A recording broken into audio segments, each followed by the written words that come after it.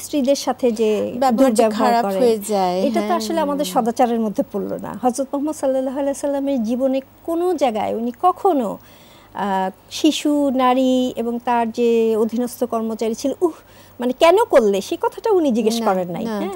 তাহলে এইটাই হলো আসলে আল্লাহর প্রতি আমাদের আসলে তাকওয়া জিনিসটা, যে আল্লাহ আমাকে দেখছেন এবং আমি যে আল্লাহর নিয়ম মেনে চলছি, আমার যে আচার আচরণগুলো সেটা আল্লাহর নিয়মের মধ্যে থাকতে হবে। আমি যদি বলি আমি রাগের মাথায় করে ফেলছি, আমি রাগকে যদি দমন করতে না পারি, তাহলে তো আল্লাহর সন্তুষ্টি আমি অর্জন করতে পারবো না, শিষ্টাচার হলো না, আমার আদবটা হলো না। এবং কিছু কিছু সম্পর্কের ক্ষেত্রে যদি আমি এরকম ফ্রিকোয়েন্টলি করতে থাকি, ওই সম্পর্কগুলো আসলে খুব নাজুক হয়ে যায়। আচ্ছা, রাগ যদি হয়ে যায় তাহলে কি করতে হবে? রাগ যদি আমি হয়েই যাই, তাহলে রাসূল সাল্লাল্লাহু আলাইহি সাল্লাম বলেছেন, তুমি যদি দাঁড়িয়ে থাকো বসে পড়ো, হ্যাঁ, তুমি যদি বসে থাকো শুয়ে পড়ো, হ্যাঁ, এবং উজু করে ফেলো। এবং আল্লাহ রাসূল সাল্লাল্লাহু আলাইহি সাল্লাম তার সামনে যখন দুইজন সাহাবী খুব রাগারাগি করছিলেন, উনি কিন্তু তখন বললেন যে ওর খুব রাগ হচ্ছে, হ্যাঁ, এরকম রাগ মানে রাগ করো না সেটা উনি বলেন নাই, ওর খুব রাগ হচ্ছে, ওকে বসে পড়তে বলো। হ্যাঁ, তার মানে আমরা যে গাইড করছি সেই গাইডটাও কত সুন্দর।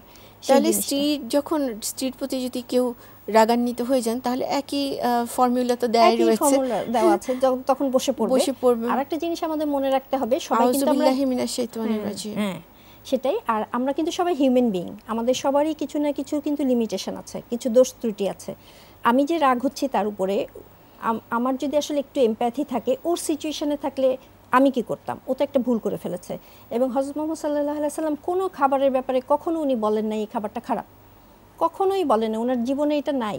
এবং উনি সব কিছুকেই সৌন্দর্যমণ্ডিত করার জন্য, এবং কিছু জিনিস আছে আমাকে কিন্তু প্রেস করতে হবে আমি সারাক্ষণই, এবং আমার মনের ভিতরে এটা আনতে হবে, যেমন সম্ভবত এটা সূরা বাকারার ভিতরেই আছে, যে আমার যে পার্টনার তার ভিতরে যদি আমার একটু অপছন্দ হয়, আমাকে মনে রাখতে হবে এই জোড়া এক নাফস থেকে এসেছে, মানে এইরকম একটা মনের ভিতরে এনে যে তার ভিতরে কিন্তু কল্যাণ আছে, আমার জন্য কিছু কল্যাণ আছে। আমি মনে করছি এর মধ্যে অকল্যাণ আল্লাহ তাআলার তরফ থেকে আসলে সেটি কল্যাণকর হতে পারে, এই জন্য ধৈর্য ধারণ করা তো মুমিনের অবশ্যই একটা বৈশিষ্ট্য। এবং আমরা যত রাগ, ক্রোধ, ক্ষোভ এগুলো যত কন্ট্রোল করতে পারবো, এবং সেটা হবে আমার ঈমানের একটা শক্তিশালী দিক, এবং আমি যত সবর করতে পারবো, সবরকারীদের যে রিওয়ার্ড এটা দুনিয়ায়ও অনেক, আখিরাতেও অনেক।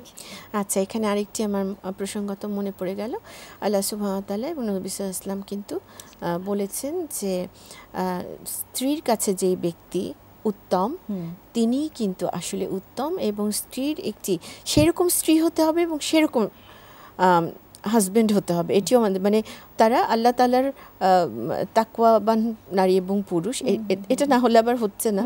তো সেই ক্ষেত্রে তার সার্টিফিকেট কিন্তু আল্লাহ তাআলা চাইবেন যে তুমি স্ত্রীর কাছে জানতে চাও তোমার হাজবেন্ড কেমন ছিলেন তোমার প্রতি।